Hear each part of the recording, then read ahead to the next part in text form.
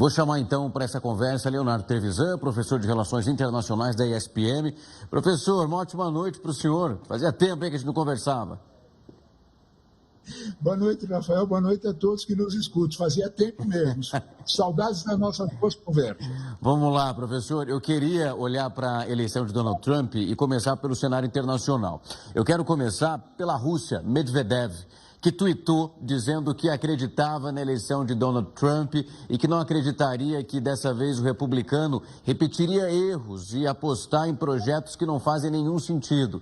E a gente consegue entender muito bem o que ele está dizendo, né? Nós sabemos a situação da Ucrânia, os republicanos nesse momento travando aqueles pacotes para ajuda para o presidente Zelensky. Eu queria ouvi-lo sobre o que é possível esperar nessa perspectiva, a relação de Donald Trump, que disse que se fosse eleito terminaria essa guerra o mais rápido possível. O senhor acredita que é realmente possível isso acontecer? Olha, Rafael, você tocou num ponto essencial e talvez a gente tenha que dividir essa preocupação. Se a gente fosse chamar alguém para se preocupar sobre isso, nós iríamos dizer que muito mais preocupados do que nós dois com essa situação estão dois senhores, como, por exemplo, o senhor Olaf Scholz, primeiro-ministro alemão, e o senhor Macron, presidente francês. Eles dois já se apressaram em, de alguma forma, cumprimentar Donald Trump. Você vai me dizer, desculpa, professor, eu perguntei sobre a Rússia, eu não perguntei sobre a Europa. É exatamente isso. O Medvedev está com muita clareza de que a Rússia vai passar a jogar um papel para Trump que é fundamental. Trump não só, como ele prometeu muitas vezes, eu encerro a guerra da Ucrânia no dia seguinte que eu entrar na Casa Branca, deve ser verdade, porque basta ele fechar as torneiras do armamento que essa guerra termina, é óbvio. É óbvio também que, como todos nós sabemos, por interferência do Catar, há conversas que já deixaram há muito de ser secretas, há mais de mês, entre emissários ucranianos e russos. E eles já estão mais ou menos claros de que aqueles 20% do território ucraniano que a Rússia tomou, virou Rússia, acaba, e se esquece.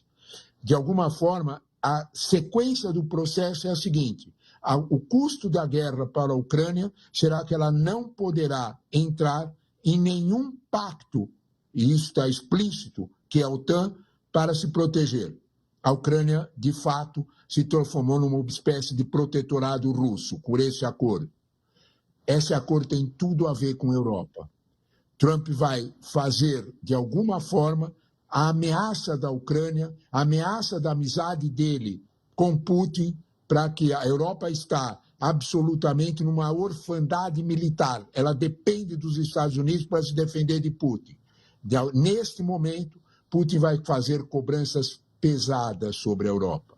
Talvez, Rafael, o quadro todo desse discurso do Medvedev de não ter surpresas é um novo jogo internacional que está aberto e que está deixando a Europa literalmente de cabelo em pé, né?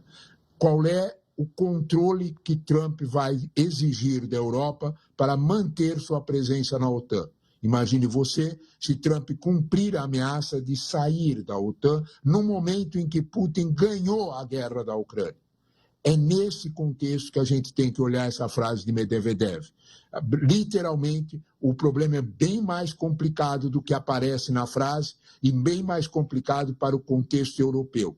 É nesse quadro que talvez a gente tenha que entender que o mundo vai mudar bastante no contexto do Atlântico Norte. Claro que não é só lá, mas no contexto do Atlântico Norte vai mudar bastante. Professor, olhando para o cenário internacional, saindo ali e voltando para os Estados Unidos, Donald Trump, eu vou usar inclusive um termo que é muito comum no programa que ele apresentava, o Aprendiz, ele foi contratado mais uma vez pelo eleitor americano, que dessa vez acabou presenteando ele com benefícios que, quando foi eleito lá em 2016, ele não conseguiu pegar o full package, esse pacote total. Ele venceu nos estados importantes, mas ele perdeu na votação popular, ou seja, Hillary Clinton teve mais votos. Dessa vez, ele abocanhou esses estados todos. Kamala Harris não conseguiu pegar nenhum deles, mas também venceu no voto popular. Nós estávamos discutindo aqui com o professor Alexandre Pires anteriormente que nós temos um Trump 2.0 muito bem escolhido pelo eleitor americano, que passa a sua mensagem: ok, queremos o republicano mais uma vez na Casa Branca, e rechaçando o Partido Democrata.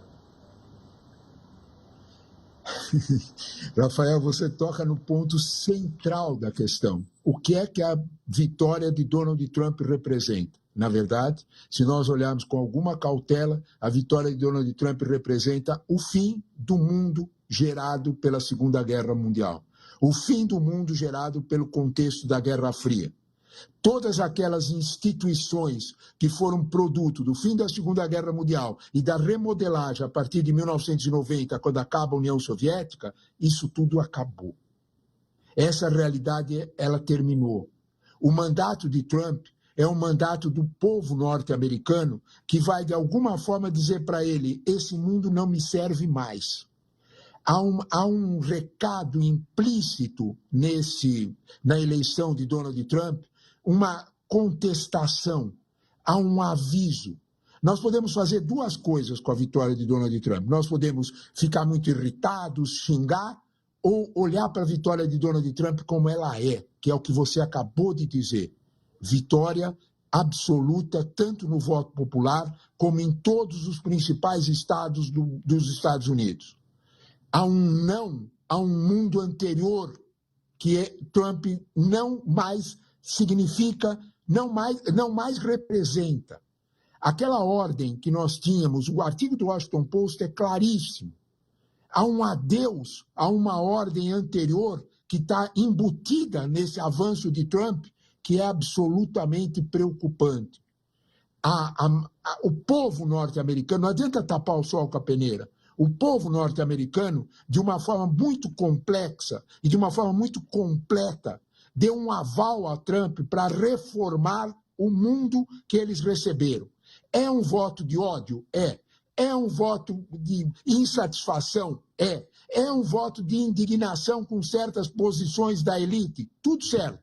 É um voto de que 50% do povo norte-americano não participa da festa da grande concentração de renda das Big Techs? Sem dúvida nenhuma. Trump vai levar isso para esse lado ou Trump vai levar isso para, de alguma forma, reformar instituições dentro dos Estados Unidos? Nós estamos olhando para um momento em que as urnas avisaram a quem de direito, e nesse caso vai até todas as instituições norte-americanas, de que elas não estão mais, de alguma forma, atendendo aos reclamos populares. Se escolheu um outsider, se escolheu alguém que nega essas instituições para gerir a coisa pública americana. Isso não pode deixar de ser notado. Não adianta a gente olhar para essa realidade como a gente gostaria que fosse. Ela tem outro perfil.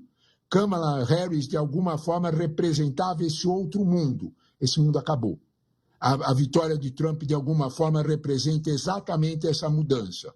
Se Trump vai conseguir entregar o que ele faz, desculpe, eu acho que não é verdade. Não é por aí. Ele vai deportar a gente. Deportar a gente como? Para onde? Isso não é real. Ele precisa deles para aumentar o PIB norte-americano. Ele vai fazer taxas de importações brutais. Também não acredito que vá por esse caminho. Isso vai custar muito caro na inflação americana. Ele vai com calma nessa relação. Agora que as coisas vão mudar, não há dúvida nenhuma. Nós precisamos prestar bastante atenção que Trump está chegando para um segundo mandato muito experiente daquilo que ele efetivamente quer fazer. Sem dúvida nenhuma, o mundo mudou bastante de ontem para hoje. Professor, queria muito agradecer o tempo e a disponibilidade do senhor. No meio das tarefas, encontrou um tempo na agenda para vir aqui conversar conosco e fazer essa leitura que é mais do que importante. Muito obrigado mais uma vez, viu? Eu é que agradeço o convite de vocês e a boa conversa com você, Rafael. Um abraço a todos. Até mais, professor.